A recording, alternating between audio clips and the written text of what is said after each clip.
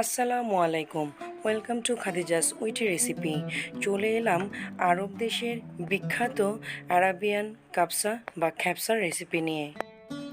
Arabian কাবসা বা খ্যাপসা এখন আমাদের দেশেও কম বেশি সবার কাছেই পরিচিত। একই রকমের বিরিয়ানি খেতে খেতে যারা একটু ডিফারেন্ট টেস্ট চাচ্ছেন, আজকের রেসিপিটি ট্রাই করে দেখতে পারেন। এখানে আমি ব্রয়লার চিকেন নিয়েছি 6 পিস, আর এর সাথে দিয়ে দিচ্ছি আদা বাটা 1 টেবিল চামচ, রসুন বাটা 1 টেবিল চামচ, মরিচ গুঁড়া দিচ্ছি 1 টেবিল চামচ, লবণ 1 টেবিল চামচ, আর টক দই দিচ্ছি আধা কাপ। গরম মশলা দিয়ে দিচ্ছি এখানে 1 টেবিল চামচ।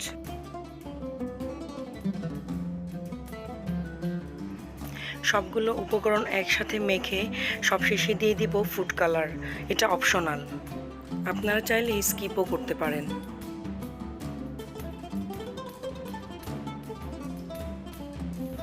এখন চিকেনগুলোকে ভালোভাবে ম্যারিনেট করে ঘন্টাখানেকের জন্য রেখে দিব।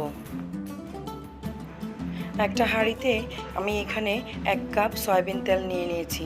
আপনারা চাইলে সরিষার তেল দিয়েও এই রেসিপিটা করতে পারেন, আর আরাবিয়ানরা অলিভ অয়েল ইউজ করে থাকে।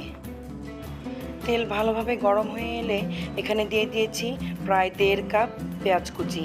পেঁয়াজ কুচিগুলোকে ভালোভাবে নেড়ে চেড়ে একে একে দিয়ে দিব রসুন বাটা 1 টেবিল চামচ, আদা বাটা 1 টেবিল চামচ, আর এখানে টমেটো নিয়েছি প্রায় হাফ কেজির মতো।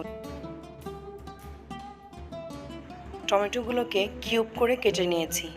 এখন টমেটো দিয়ে ভালোভাবে নেড়ে চেড়ে এরপর দিয়ে দিব ক্যাপসিকাম 1 কাপ।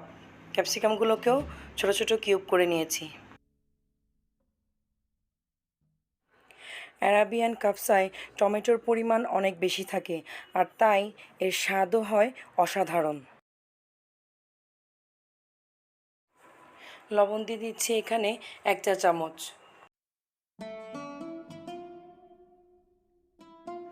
সব কিছু একসাথে নেড়ে ভালোভাবে মিক্সড করে এরপর দিয়ে দিব ম্যারিনেট করে রাখা চিকেনগুলো।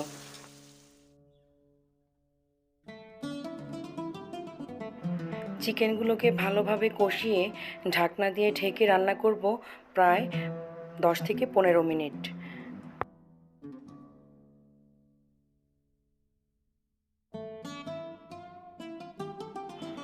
15 মিনিট পর চিকেনগুলোকে মশলা থেকে আলাদা করে তুলে নিব। আর অসাবধানতাবশত এই ভিডিওটি স্কিপ হয়ে গিয়েছে, সেজন্য আমি আন্তরিকভাবে দুঃখিত। চুলায় একটা প্যান বসিয়ে গরম হয়ে এলে এতে দিয়ে দিব ঘি 3 টেবিল চামচ। ঘি গরম হয়ে গেলে এক এক করে চিকেনগুলোকে হালকা ভেজে নিব।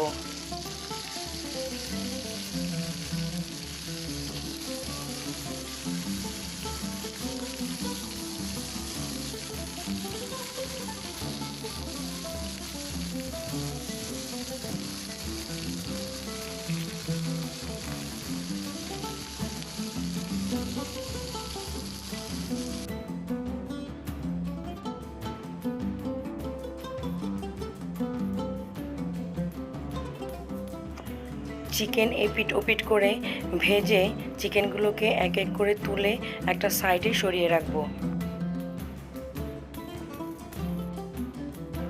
এদিকে চিকেন কষানো যে মশলাগুলো ছিল সেই একই হাঁড়িতে এবার চালের পরিমাপে পানি দিয়ে দিচ্ছি। এখন ভালোভাবে নেড়েচেড়ে এর সাথে দিয়ে দিচ্ছি 1 টেবিল চামচ গরম মশলা, 1 টেবিল চামচ ধনে গুঁড়া ও লবণ স্বাদ মতো। মশলা ভালোভাবে মেশানো হয়ে গেলে এখন ঢাকনা দিয়ে 5 মিনিটের জন্য পানি ফুটতে দিব। 5 মিনিট পর এখন দিয়ে দিব আগে থেকে ধুয়ে পানি ঝরানো পোলাওর চাল। আজকে আমি আপনাদেরকে পোলাওর চাল দিয়ে কাবসা করে দেখাচ্ছি, তবে আরাবিয়ানরা বাসমতি চাল দিয়ে এই কাবসা বা খ্যাপসা করে থাকেন। আর দিয়ে দিচ্ছি এখানে ফ্রেশ লেবু। আরাবিয়ানরা কিন্তু এইখানে ড্রাই লেমন যেটা সেটা ইউজ করে থাকে। আর আরাবিয়ানরা আরও একটা স্পাইসেস এখানে অ্যাড করে, সেটা হচ্ছে গোলমরিচ গুঁড়া অথবা আস্ত গোলমরিচ। আজকে আমি গোলমরিচের পরিবর্তে এখানে মরিচের গুঁড়া অ্যাড করেছি। কথা বলতে বলতে চালটা ফুটে উঠেছে। এখন এখানে অ্যাড করে দিয়েছি আস্ত কাঁচামরিচ, সেই সাথে আরও দিয়ে দিচ্ছি ঘি দিয়ে ভেজে রাখা কাজু বাদাম ও কিশমিশ। আজকের এই অ্যারাবিয়ান কাবসার জন্য এখানে আমি 1 কেজি পোলাও চাল নিয়েছি আর পানি দিয়েছি তার দ্বিগুণ। আর এই কাবসার জন্য অবশ্যই আপনারা ব্রয়লার চিকেনটাই নেয়ার চেষ্টা করবেন।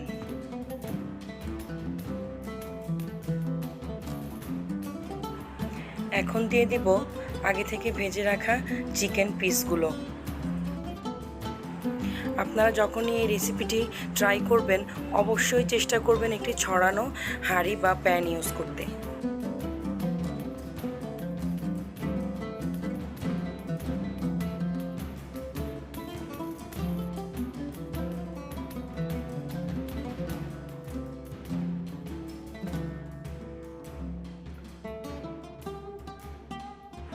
এভাবে চিকেনের পিসগুলো ছড়িয়ে দেওয়ার পর সবশেষে দিয়ে দিব পুদিনা পাতা, দিয়ে ঢাকনা দিয়ে দমে আরও প্রায় 10 মিনিটের মতো রেখে আমরা অ্যারাবিয়ান কাবসা সার্ভ করব।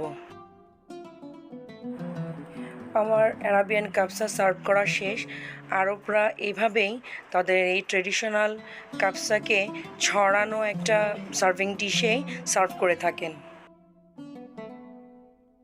আপনারা চাইলে চিকেনগুলোকে একটা ছুরি দিয়ে ছোট ছোট পিস করেও সার্ভ করতে পারেন, ঠিক আমি যেমনটা করেছি।